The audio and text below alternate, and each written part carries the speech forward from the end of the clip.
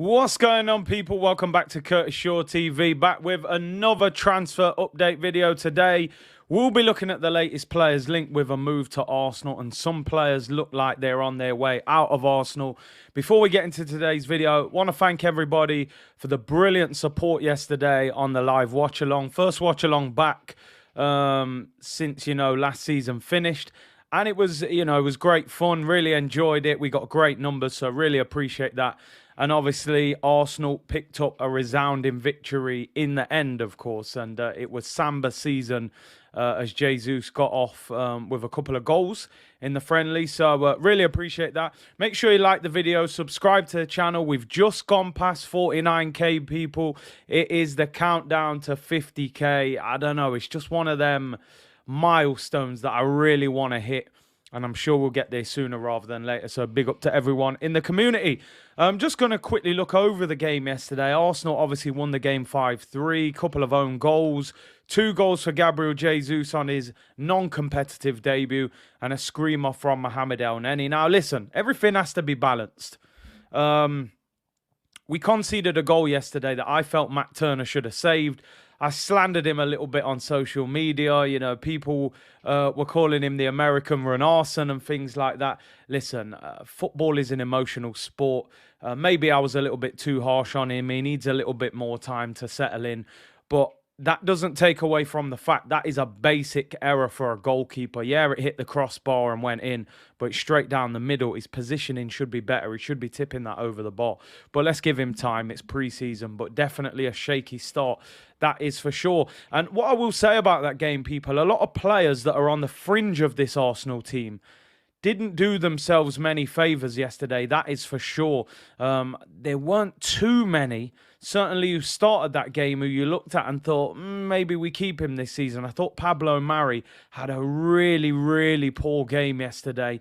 Kieran Tierney came off after 30 minutes. We thought it was an injury. Arteta said after the game it was just a precaution. He was supposed to play 30 minutes.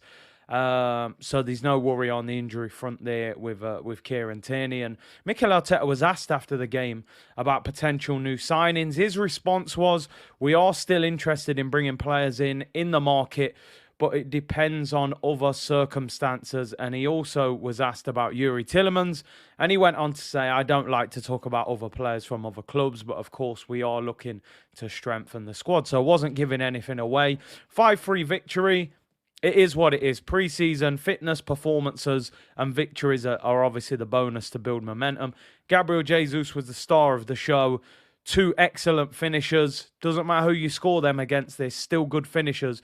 But we know, of course, the level is going to be higher and higher throughout pre-season, building up to the start of the next season. But I was gassed by Jesus, I can't lie. We need a hero at Arsenal, and we're hoping it's him. We were calling him J9, not R9, J9 for the Brazilian. But yeah, Marquinhos, I thought, looked lively when he came on as well. So yeah, man, all in all, a victory in the first game. We play Everton in the early hours of Sunday morning, Saturday night next weekend. So that'll be a whisper along, watch along on this channel, people. Right, let's get into the transfer business. Let's get into the real reason why you're probably here. And Arsenal are being linked with Brazilian international Lucas Paqueta. Now, Lucas Paqueta, I'm sure many of you have heard of him. He's had probably his best season this season for Lyon. And he's looking for a move potentially out of the club this summer. Now, again, we've mentioned it time and time again, but World Cup year is upon us, people. And people want to be at the highest level possible because, World Cups come every 4 years. What you can't afford to do is waste it or stay at a club that isn't performing and you miss out on going to that World Cup. Now, Lucas Paqueta, for those of you who've watched him, he's an attacking midfielder. He's left-footed. He's very good, very silky. He's in that Brazilian squad. And Newcastle have apparently had an offer rejected of £34 million for Lucas Paqueta in this transfer window. He is best friends with former Arsenal target Bruno Guimaraes, I believe you pronounce it. And this is the reason why this is part of the reason why Newcastle believe they can get this deal done, and why they're targeting him. And listen, Lyon did not have a great season last year. They have no Champions League football, and he is potentially looking for a move. Now, Arsenal, I don't know if the press are just putting two and two together here and coming up with five. Brazilian midfielder, Edu. We need a midfielder, so we're trying to get Lucas Paqueta. Listen, Lucas Paqueta is a baller. 24 years old, left-footed, 9 goals, 6 assists in the league this season. 2 goals and 1 assist in the Europa League.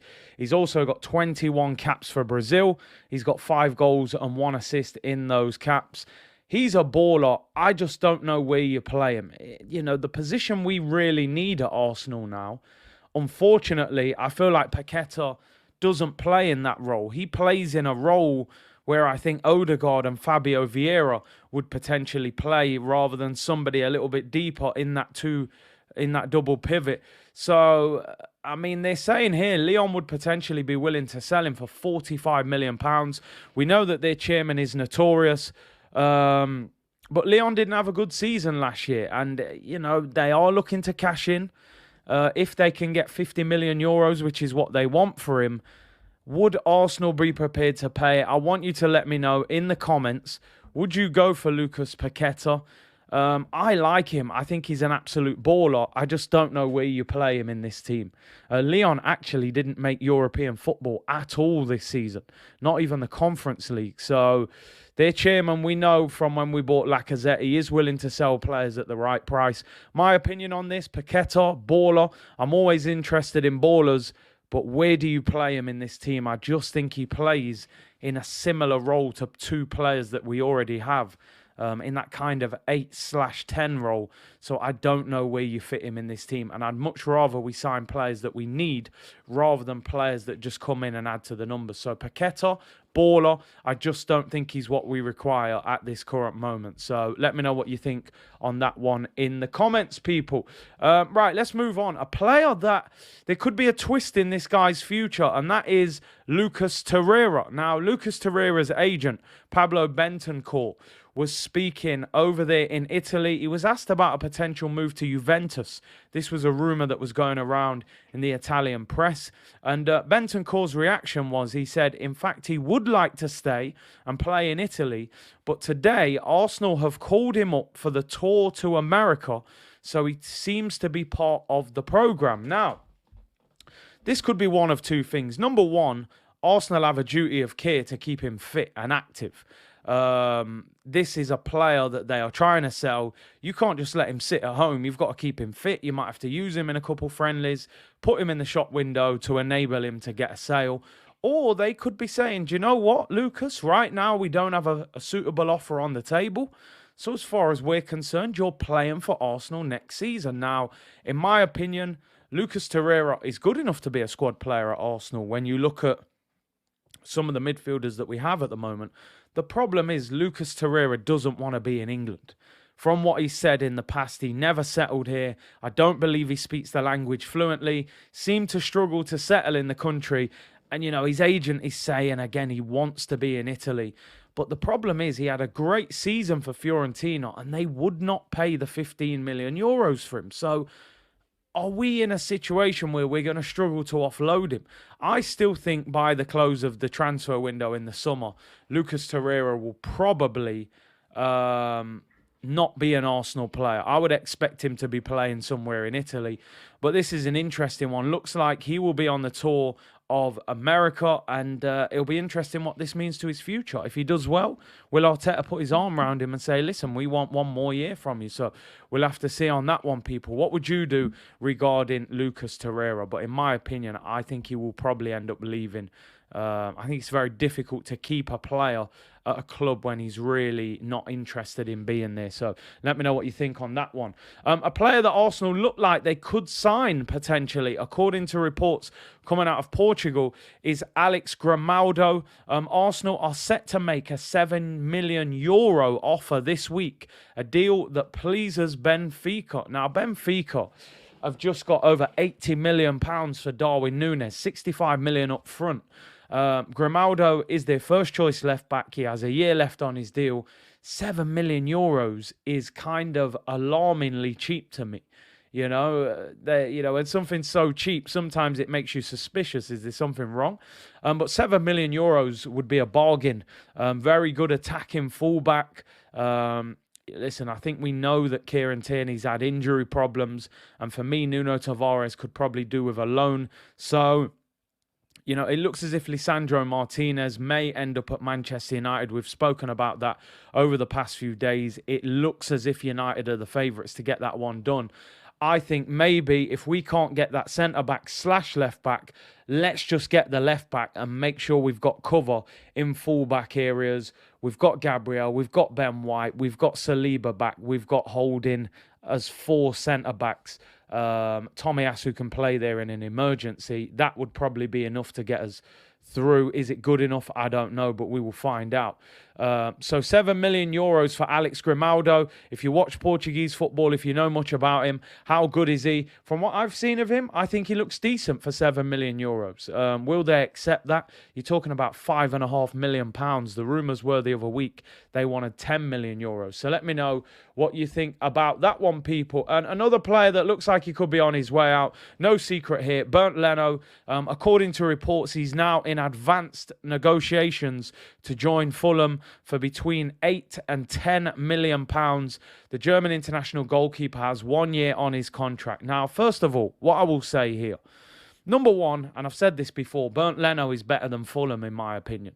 That's my first thing. Number two, Bernd Leno is better, in my opinion, at this moment in time, he's better than Matt Turner.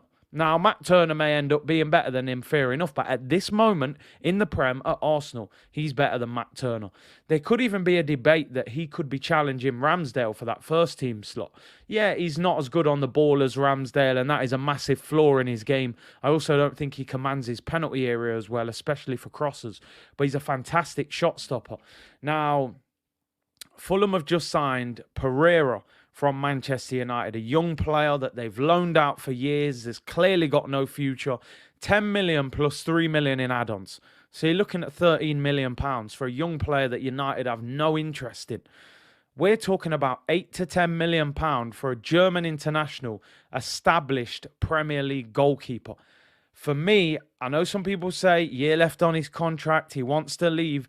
8 to 10 million pounds for Bernd Leno once again is poor business.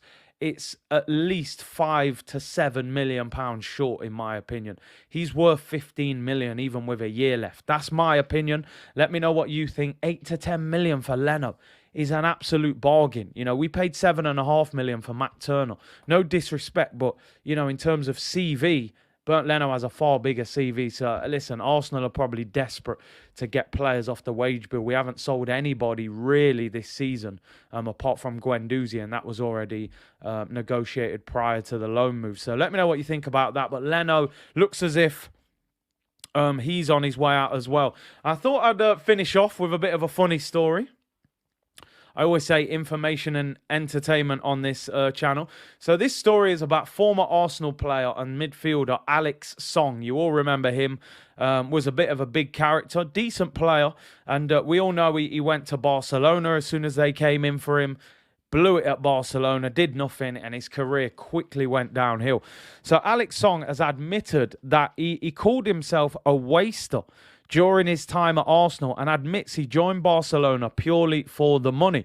He said, I would go to training and see Thierry Henry, the king as he called him, turn up in an absolute gem of a car. I told myself I wanted that same car at all costs. Keep tuned in, you'll like this one. He said, I went to the dealership, signed the paperwork and arranged to pay for it by standing order, finance. And just like that, I had the same car as the king. He said, I swear I had the car, and after 2 months, all my money was going on filling it up with petrol. I went back to the car dealership and told them, please give me a Toyota. This car is too much for me. When I went to training the next day, Thierry Henry asked me, where's your car, son? With a smirk on his face. I told him it's on a higher level than me.